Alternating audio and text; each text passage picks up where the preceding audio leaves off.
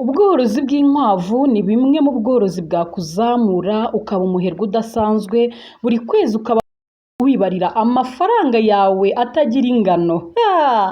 Umva wowe nta handi wabikura ndetse nta n'izindi mbaraga wabona uretse kubanza kureba Cyomoro Vet TV ukamenya uko ubworozi bw'inkwavu bukorwa ndetse ukamenya n'uburyo uzabwitaho bukaguha umusaruro.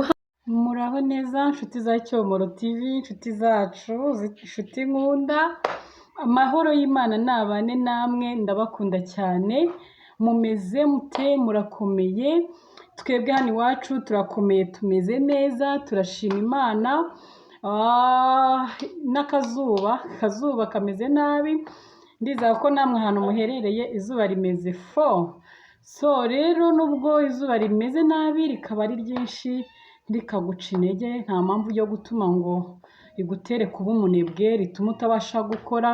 Haba mu mvura ugomba gukora, haba mu zuba rikomeye ugomba gukora, any situation ugomba gukora kugira ngo usingire ifaranga. Rimwe mpora mbabwira, rimwe mpora mbashishikariza, mbereka aho mwashora kugira ngo ifaranga rigere mu biganza byanyu. So rero nari mbakumbuye cyane, Mana yanjye, maze iminsi mfite akazi kenshi nkabura ukuntu mbaha ibiganiro, ariko murabizi namwe ko mba mbazirikana.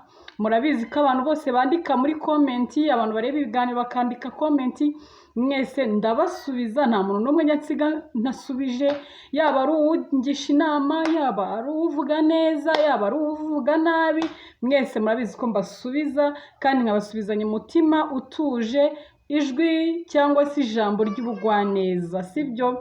Icyo nizeye ko nta muntu ukinengaho.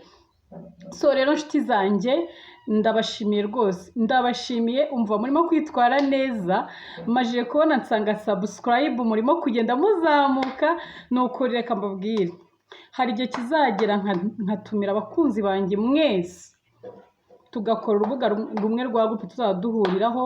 Ubwo ibitekerezo byanyu niba muzanashaka ko tuzajya igihe tukanabonana tukishima, nabyo ndahari. So ikindi, uyu munsi mbazaniye ibintu biryoshye, mbazaniye ibintu by'ubwenge. Reka nkubwize ukuri wowe unkurikirana, wowe mu diaspora, mwebwe banyamahanga, mwebwe banyarwanda munkurikirana, ariko ukazabaho mu bukene, tukazahura ukennye kandi warankurikiranye. Ni ukuri bizambabaza. Narakubwiye ngo amafaranga ayo ariyo yose ufite, andika muri komenti, ayo ariyo yose andika muri komenti, nkufashe kureba icyo twayamaza. Ariko byibuze niyo yakwinjiriza n'igihumbi ku munsi, niyo yakwinjiriza na 500, niyo yakwinjiriza igiceri cy'ijana, ariko uticaye mu bukene, iryo jana uryungutse buri munsi ku kwezi, wibuka amafaranga. So rero nshuti zanjye, nkomeza mbabwira ngo mwebwe ayo ufite uyazane, wandike muri comment ayo ufite, njye nkubwire umushinga uyakoramo. Ntimukajye mufata amafaranga ngo muyapfushe ubusa. Mboneraho ubu ngiye comment zose nabwiye ko nzisoma, ariko hari abantu bagiye bandika ngo reka ngo witubeshya, ngo 100,000 se, ngo kutashyizemo ngo n'inyubako uzubaka ku nkoko. Ariko nshuti zanjye, mwabaye muti?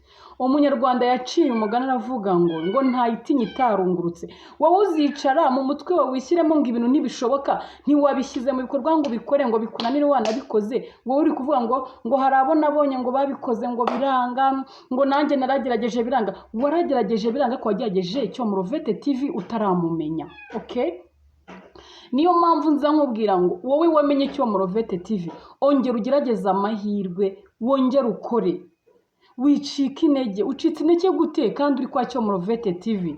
Njyewe reka mbabwize ukuri, mwebwe mwagiye muvuga ngo ubu bworozi ngo bw'inkoko, ngo aya mafaranga ngo ntago byakunda, impamvu zitandukanye. Ariko umuntu warebye iriya video akayitangira akayirangiza neza, uriya ndabizi ko ubu ngubu ahageze yatangiye gukora. Ikindi mbibutsa, mfite imishwi imajije gucuka, ni mungane muze nyibahereze mutangire business zanyu. So none se ikindi nkwibutse, hari umuntu mu minsi yashize haciyemo iminsi, ngewe uwo muntu yaraje ambwira yuko akeneye gutera imbere.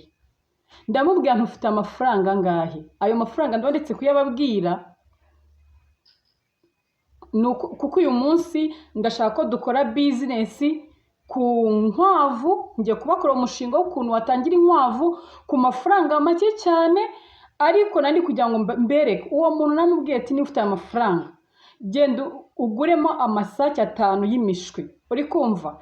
Iyo mishwi y'amasake yaragiye arayizana 5 arayorora, yayigurishije nyuma y'amezi 4, ayigurishije yakuyemo 50,000. Arambwira ati ya masake nakuyemo 50,000. Mpita mbabwira nti noneho niba wakuyemo 50,000, fata ibyo 50,000 fatemo 30 ujye kuguramo imishwi. Uri kumva? Uguremo imishwi 15, ayandi asigaye uryemo inyungu, kuko ubukeneye nawe kunguka ukabona uko ibyo urimo bifite umusaruro. Ayandi asigaye wowe uyatungisha inkoko zawe, swati zizarugwana cyangwa iki. Uyu munsi uwo muntu uba ari ku rwego rwo kurangura cyangwa rwo kugura imishwi 100 abikesheje inkoko 5. None wowe natangiye ku 100,000 uri kuzana ubutesi bukabije cyane ngo 100 ngo ni makeya. Ntimukajye mupfusha ubusa amafaranga. Njye nababwiye ko hano nigisha ingeri zose, abakomeye, aboroheje, abaciritse, abibirenga, abo bose ndabafasha kandi bagatera imbere, bagatera intambwe. Buretse hari bamwe nzagenda ntumira kuri televiziyo yacu bakaza bagatanga ubuhamya, bakabaha ubuhamya. None wowe ujyari ugahakana ibyo umuntu yakoze. Ibintu byanjye biba byizewe, njya kubaha ibintu nanjye ubwanjye nabashije gukurikirana. So rero narindanyemo akantu ko kurakaramo gakeya kuko njye n'ukuri pe sinkundana n'abanebwe. Iyo uri umuntu uri umukozi, abantu duturanye barabizi cyangwa inshuti zanjye zirabizi, barabizi ko nanga kubona umuntu wicaye mu rugo, cyane cyane umugore wicaye mu rugo. Ubwo rero bo babaha ubuhamya. Niyo mpamvu mbashaka kugendana n'ugenda. Nababwiye ngo igihe kiri kwiruka cyane, abantu batabibona ubwo ntabwo muri kureba neza. Mwambare rinete nimushaka mumbwire mbatize. Ariko nshuti zanjye, igihe kiri kwiruka mu buryo budasanzwe. Rero n'uwicara gutya, urushinge ntabwo ruri bukurindire, oya, ahubwo urasanga nawe ujye ku muvuduko, wirinde ko urushinge rugusiga. Kanzamure rinete mbarebe neza. So rero nshuti zanjye, uyu munsi ndabizi ubushize yibwo benshi barabishimye, ndabashimiye cyane abantu barebye uriya mushinga wo gutangiza 100,000 mu bworozi bw'inkoko. Ndabashimiye, imaje kurebwa cyane kandi benshi bambwiye ko batangiye kubishyira mu bikorwa kandi bikaba biri kugenda biza. Nibutsa hari wambwiye ngo nese ngo kutashyize amafaranga ngo kubaka ikiraro cy'izo nkoko. Reka nkubaze, ubu nta kuntu wagenda ugafata imbaho ukagura imbaho, niyo wagura imbaho zingahe ugatera akantu k'akabox ariko kanini karimo akuka, ugendeye kuri bya biranga ibiraro byiza, ukibakira ako kantu mu gikari. Ese nkubaze, nta gikoni ufite? None se wiyemeje ko igikoni gitekeramo ku manywa? Ndavuga abantu badafite ibikoni mu nzu cyangwa n'agasitoke hanze. Gute ku manywa utateke ngo inkoko zireke zirwe zitambagira aho mu mbugu na zigaburire, nijoro bya bintu byawe ubyanure ziraraho mu gikoni, mu gitondo uzisohore wongere ukore amasuku neza. Ubu uzajye ukene ngo mfite 100,000 ngo nabuze ibiraro? Njye nta kintu waza umbeshya, nta kintu waza umbwira ngo wabuze iki, ngo wabuze amafaranga, ngo wabuze amafaranga yo gukora business. Zana bifite nkwereke. So rero uyu munsi bubabarire ndavuze cyane, byatewe na izo comment abantu bagiye bampereza. Umuntu agatinyuka ngo ibintu ntibishoboka n'ukuri kw'Imana. Niki kidashoboka muri ubu buzima? Yesu yaravuze ngo ufite iki ngo mpereho? Dufite amafi 5 n'imigati 2 gusa. Icyo gihe Yesu yarabitubuye. Ariko se niba udafite icyo uheraho, nawe ufite icyo uheraho? Ubu none reka mbasetse. Ubu tugiye gukora umushinga w'uburyo wakorera inkwavu ufite igishoro cy'50,000 cyonyine. Ubu nabyo mugiye gutangara mu bihakani. njye kababwiye nzagendera abagenda, abatari kugenda mbihorere nikomereza urugendo. Nshuti, ubworozi bw'inkwavu nasohoye iyo video ariko nyisohoramo gakeya, urumva ni umunyamakuru wari wansuye ansura ntunguye, biba ngombwa ko ajya mbega bimbaza nk'akabazo yari afite k'amatsiko mu kiganiro, ntabwo nari niteguye ko ari bumbaze ku by'inkwavu kamemu, bituma rero mbivuga mbicagaguye, bituma ntabivuga neza. Rero ubu ngubu ngiye kubisubiramo mbivuge neza, nimara kubivuga neza nkubwira amafaranga make ya nyuma watangiriraho mu gihe cy'umwaka umwe, ariko umwaka nawe ni mwinshi n'ukuri, mu gihe cy'amezi 6, igihe cy'amezi 6 cyonyine kikakugira umwebwe ukaba ufite amafaranga. Nshuti, nzi abantu benshi bavuye mu kazi ka leta, nzagenda mbazana babaho ubuhamya kubera ubworozi bw'inkwavu. None njye sinkubwira ngo uzana 100,000 kuko uzazishoramo wenda zihombe, njye ngiye kukubwira 50,000. Kambanze mbacishirizemo mu ncamake. Ubworozi bw'inkwavu tuzi ko ari ubworozi bwiza budateye stress, ibyo kurya byazo ntago bigoye. Inkwavu reka mbere ku byo kurya byazo, zirira ibyatsi. Urukwavu warufashe ukaruha ubwatsi bwiza busukuye budatose, urwo rukwavu rubaho neza rugakura. Ndavuga izi ziri lokale. Mu yindi video nzaza mbereka noneho ibiryo mu gihe ufite n'inkwavu z'inzungu, ibyo wazikorera, uko wazigaburira, byose nzagenda bizana. Ariko uyu munsi kubera iriya video na comment mwanditsemo bamwe na bamwe muzana ibintu by'ubunebwe ngo ntabwo 100,000 byashoboka, niyo mpamvu mbanjije kubakorera umushinga w'50,000 byonyine. So twagiye rero, si tuvuye mu byo kurya, zigabura ubwatsi bwiza, uzaza ucinze. Ikindi urukwavu rwawe tujye guta tujya mu kiraro cyazo, ntago bihenze. Fata imbaho nkuko mubibona ku mafoto, fata imbaho zawe uzubakire neza, wubakire inkwavu, ushyiremo utudirishya, kandi ahantu amerekezo y'imvura ndetse n'izuba, cyane cyane amerekezo y'imvura n'imiyaga, aho ngaho hariho ufunga utudirishya tureba ahantu hatari amerekezo y'imvura, kuko imvura iramutse ije cyangwa ibintu by'imiyaga myinshi bishobora kuza bigahita bizamo amerekezo washyizemo imiryango, inkwavu zawe zose ugasanga mu gitondo zarambaraye. Niyo mpamvu ndi kukubwira ngo rero wowe gerageza ukurikize ibintu mba nkwigisha.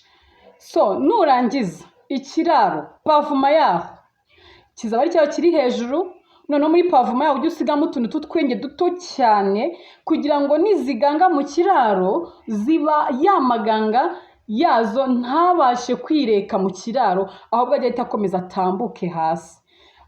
Ndetse hari n'igihe nzabaganiza nkababwira n'umumaro w'amaganga y'inkwavu, ntimukajye mupfusha ubusa ibintu, sibyo?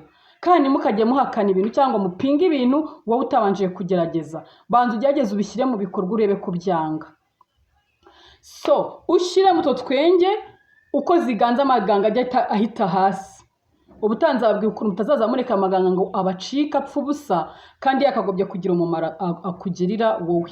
So ikindi, si tuvuye ku biraro, shyiraho utudirishya n'ubundi tw'imbaho.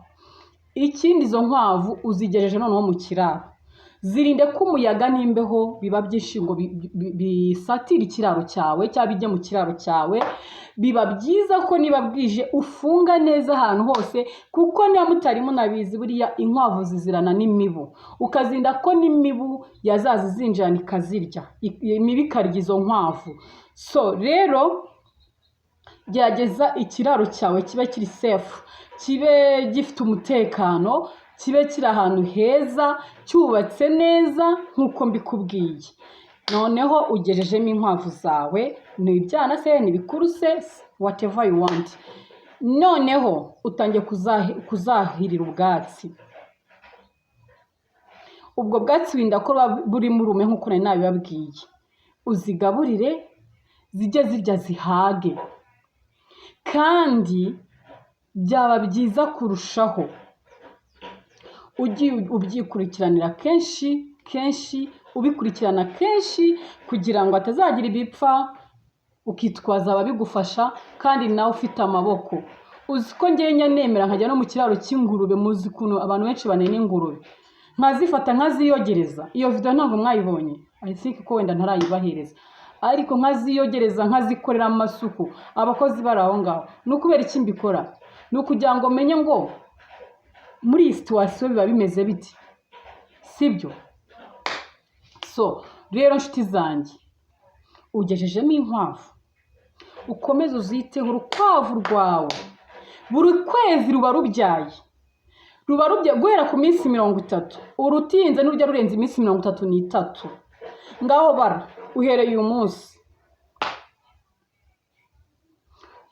woreye igishashe wenda kiri hafi kwima cyangwa se kimwe uwo munsi, ku minsi 30 uzaba ubyaje, indi minsi 30 ububyaje, si amezi abiri, indi minsi 30 ububyaje. Ubwo ko babuze business abanyarwanda, mwayiburiye he? Urukwavu rwawe urugirira isuku buri munsi ujye ukuka ibiraro.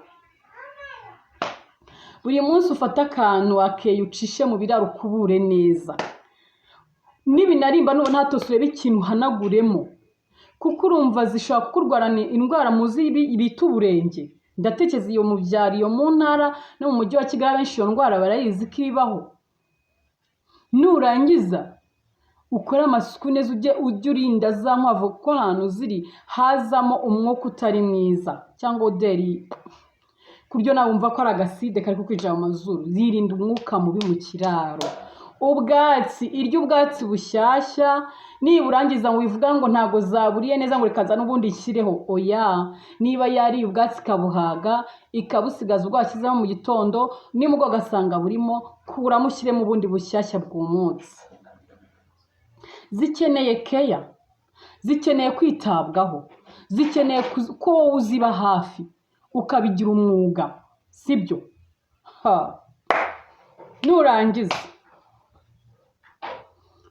uzigaburire gutyo neza, zirye zihage buri kwezi.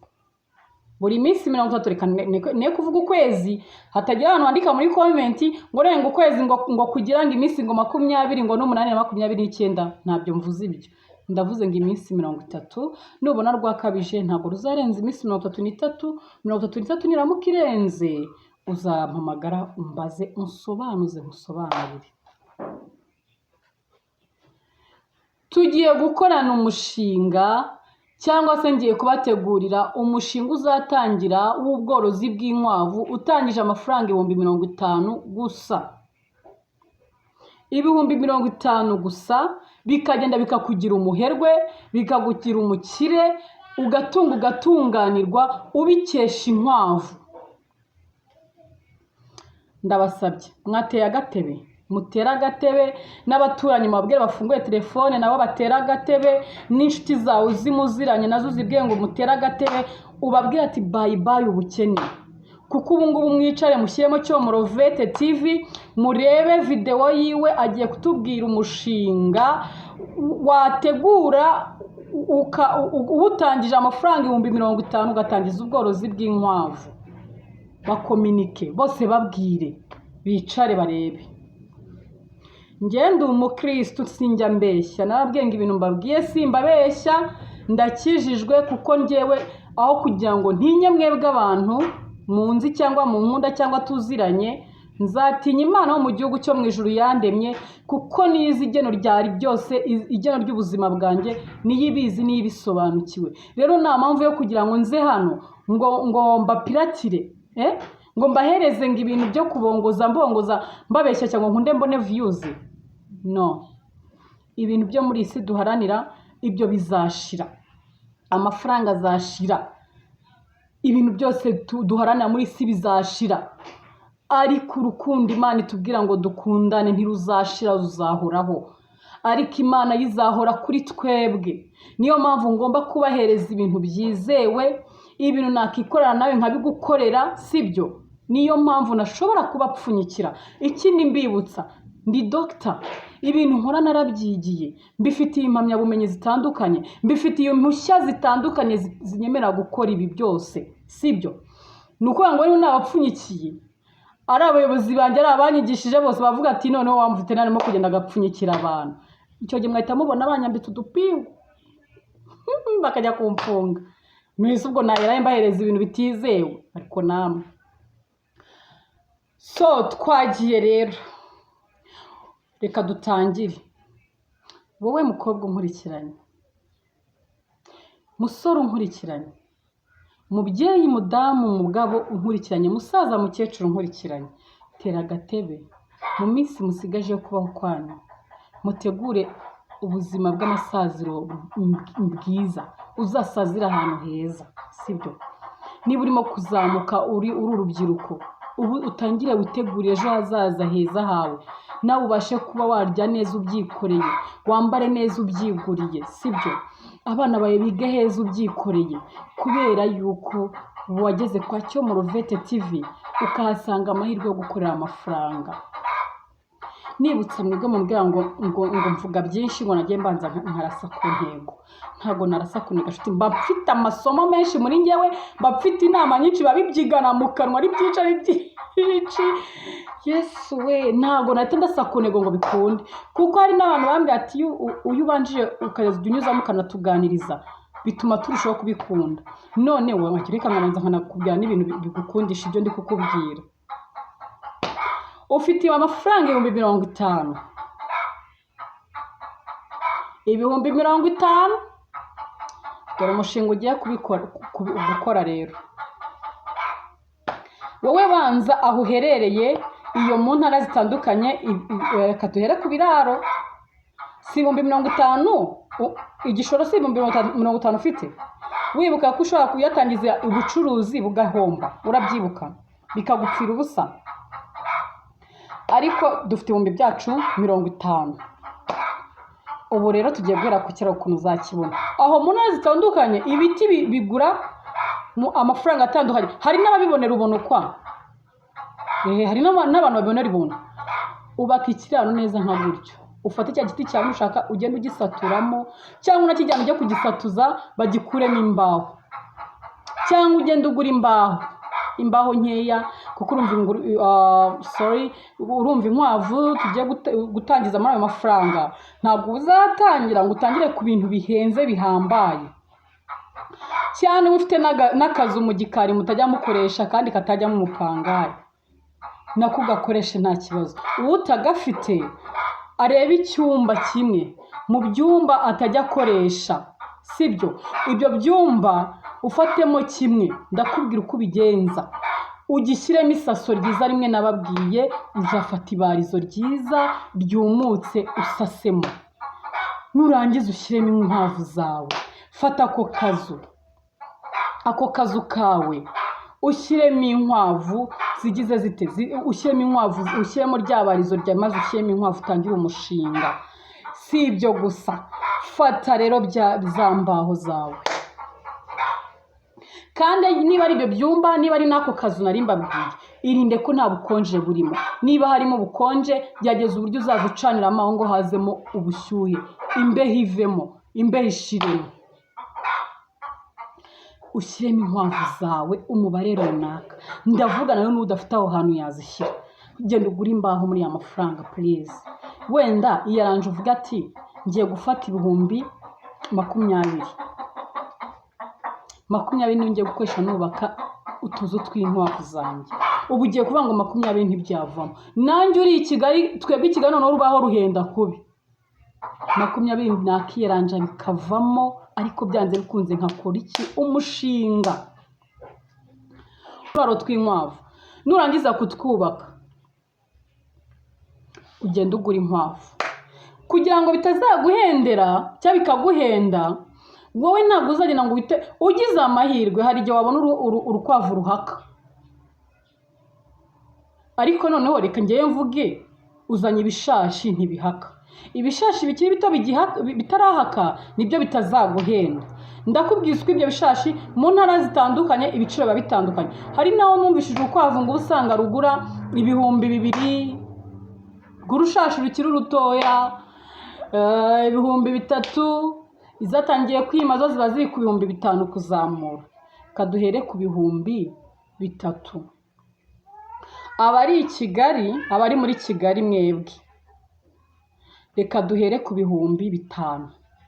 Ubwo mu ntara ngiye kuvuga mbahereye ku rukwavu rw'ibihumbi 5, noneho wowe uri mu ntara zitandukanye uhere ku bihumbi 3, kuko mu ibihumbi 3 no mu ntara abazibona z'amasha kwima, cyangwa se hari n'igihe uzibona zarimye, kuko ho ziba zihendutse. Abari mu mahanga mwebwe mufite amafaranga, ubwo icyo mugomba gukora muzarugura ku biciro ruhagaze. Ubu ndi kubwira abantu bari mu bukene bwa nyuma y'abandi bose bari kuri zero, bakeneye gutangira kwiteza imbere.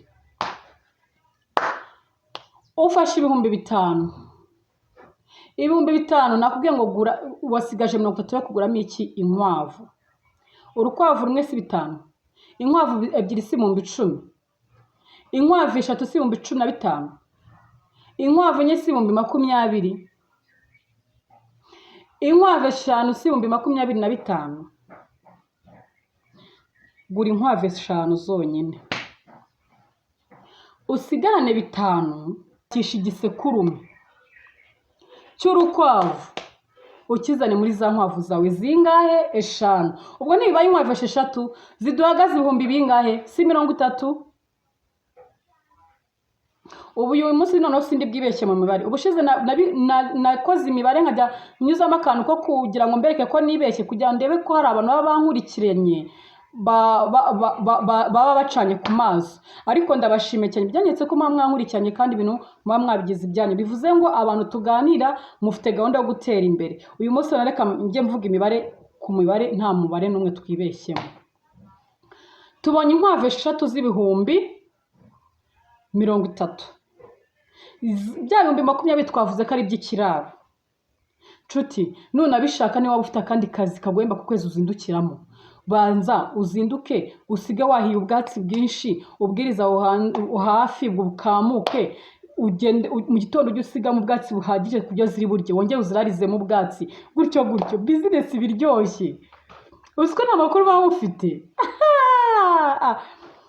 Ikindi nurangiza uzane za nkwavu 5 zirimo n'igipfizi kimwe.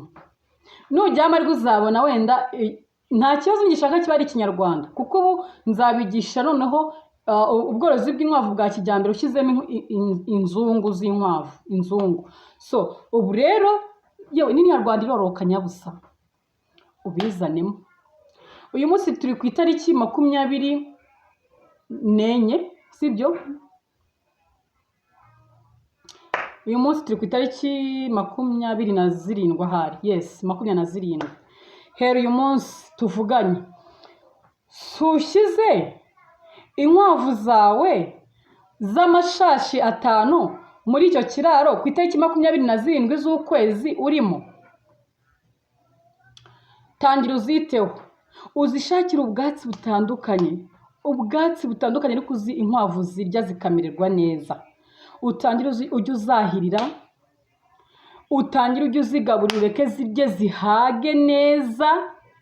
Nurangiza uzigirira amasuka ahambaye, uzazizana.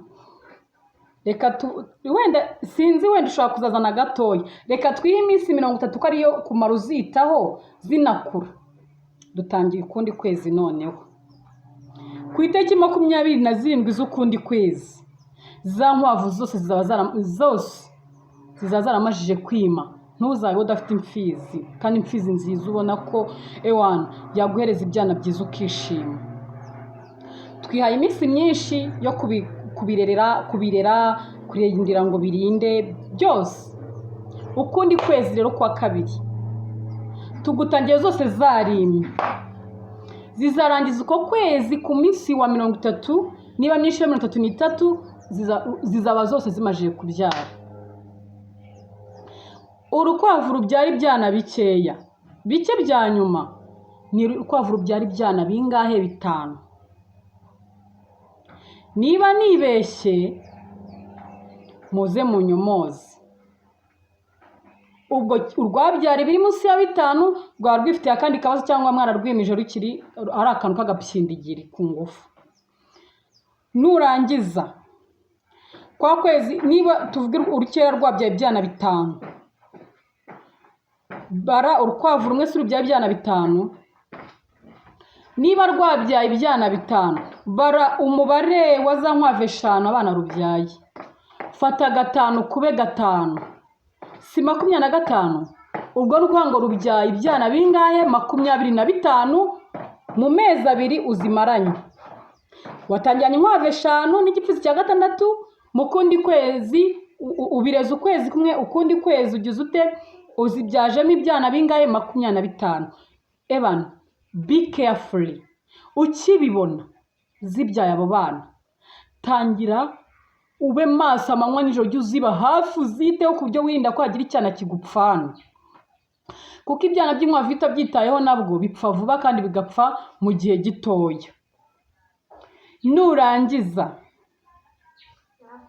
ba bantu barere neza, ubiteho neza, bajye bonka n'ibinari ugende ubonkeshe, bamara ukwezi kumwe. Mu kwezi kumwe bizaba ari ibyana byiza bishishe bimeze neza, hazaba harimo ibipfizi. Ibyo bipfizi uzabifata ubishyire ku isoko ubigurishe, ushobora kuzarugurisha rumwe 5,000 simbizi, ushobora kuzarugurisha 10,000, ushobora kuzarugurisha 7,000 bitewe n'iwanyu ibiciro aho bihagaze by'inyama z'inkwavu. Nurangiza nshuti zanjye ureba amafaranga ukuramo ya mashashi, uzitegereza urebe ishashi yaguhereza icyororo cyiza uyirekere mu kiraro. Wenda tuvuga ufashe nk'ibishashi wenda 10, ibishashi 10 da, ati ibi nibyo byiza ntoranyije nibyo bizambera iki icyororo cyiza. Nurangiza byiyongere kuri ya mashashi watangiranye biba amashashi angahe 15. Ngaho ibaze amafaranga uzaba ufite. Fata bya byana 5 ukube n'inkwavu 15 watangiriyeho worora, maze umbwire. Ariko mana mukura amaboko mu mifuka. Niba wowe unkurikirana udatuye nawe nakugarutseho, ukaba ukodesha, ariko aho ukodesha akaba baraguhaye n'igikoni utekeramo, gerageza ujye ubigenza nka kwa kundi nabivuze mu ntangiriro z'ikiganiro. Niba nta gikoni baguhaye, ikorere ka kabogisi nakubwiye k'imbaho nk'uko ukuriya twubakira imbwa utuzu, noneho se nk'uwagura ako kantu ku buryo ariko wabasha kugateruka ukagashyira mu nzu cyangwa ukagasohora bitewe n'ibyo ushaka. Nurangiza uba uzi ko abantu haba sekiriti, umve neza, ucemo utwumba dutandukanye ushyiremo inkwavu. Ku manywa niba haba sekirite ujye uziriza aho hanze, ariko ahantu hataziteza ikibazo ku buzima bwazo. Nurangiza wowe wigire ku kazi, nimbwa nutaha ugiye kuryama utungane byose, ukora isuku kugira ngo zitaza kunutsa mu nzu, wanure ka kabugusi karaze muri korodoro, then mu gitondo wongere ugasohore. Ukora ubworozi bwawe gutyo. Tekereza izo nkwavu, mbega uko zigenda zibyara, ugurisha ibipfizi, ariko cya gipfizi wazanye kigumemo aho ngaho. Wowe uzagikuremo umunsi ubona ko cyakuze kitagitanga umusaruro, cyangwa se wabonye ikindi gipfizi cy'ubundi bwoko. Ushano uko ugenda utera imbere mu bworozi bw'inkwavu, ugenda umenyana n'aborozi batandukanye b'inkwavu, akaba yakubwira ati ngiye mfite iki kizungu, ukagenda ukagurayo igipfizi cy'ikizungu cyakindi ukagikuramo, ukomeze uzibyaze gutyo ugeze ku mubare runaka ushaka. Wenda tuvuga ushaka kuvuga ati ngewe nuzuza inkwavu 20 zambyarira ndarekeraho, izo zibyaye nzajye nzigurisha, cyangwa se nizimbyarira 2-3 zazindi natangiyeho nzigurishe, nangire bundi bucyashya kuzazindi zabo zivutseho. Nta kibazo, biterwa na managing yawe ya business urimo. So nurangiza rero utereye ku mubare runaka ukeneye kugarukirizaho w'amashashi ushaka ko aguhereza icyororo. Niba ari 20 usigaje urekeyeho zijya zikubyarira wigurishiriza. Umva shuti, ntuzababare ngo wabuza abakiriya inyama ntago zabuza abakiriya, nanjye ubwo ndazikunda nanjye zabamagaze nzigure nzirire. Nkunda inyama kandi ndabizi sinjye gusa, abantu muri rusange dukunda inyama. Ntuzajye kuruteza ngo wabuza abakiriya, wapi, ntuzagirwe ubwoba. Nurangiza izo zibyaye ugurisha. Yewe nushaka uzanarugurisha ku 5,000 da, nta kibazo. Bari 5,000 urukwavu rumwe rwabyaye ubwana 5. 5 kuri 5 si 25,000. Ngo noneho bara inkwavu 20 zagiye zibyara ibyana 5. Ngo fata noneho bya 5,000 bya 25,000 ukube kangahe? Ukube na za nkwavu 20 zabye byana 5. Nawe uri kumva imibare. None se nshuti, none uri kumva urukwavu buri kwezi rutazaza rukubitira umushahara w'ukwezi? None se niba ari 5,000 urukwavu rimwe, niba urukwavu rubyara buri kwezi ni ukuvuga ngo buri kwezi uba ugomba kubara amafaranga yawe. Ni ukuvuga ngo buri kwezi uzaza uri kubara umushahara utari munsi y'ibihumbi bingahe? Ubu ngiye kubivuga mu nseke. Si 100 winjije buri kwezi? Ngaho mbwira 100 bya buri kwezi. Ayo mafaranga ni makeya. Urumva amafaranga atarimo inzu, ayo kwishyura inzu no kukugaburira no kwishyurira umwana ishuri ku bana biga muri leta. Umva mbabwire, mwebwe mukura amaboko mu mifuka gusa. Inkwavu zizabagira abakire, ufite urukwavu ntiwabura ibyo kurya. By the way, nkwibutse twebwe inaha inyama ziragura 8,000. Ugira ngo ufite urukwavu rwawe wakiruga ujya kugura inyama ziki? Fata urukwavu ziba zakuvunnye nawe wihereze. Ufata agakwavu gavovore neza, ugateke, ugakaranga ifiti cyangwa ugashyiramo isosi, nawe uryo mva ukuntu Yesu agira neza.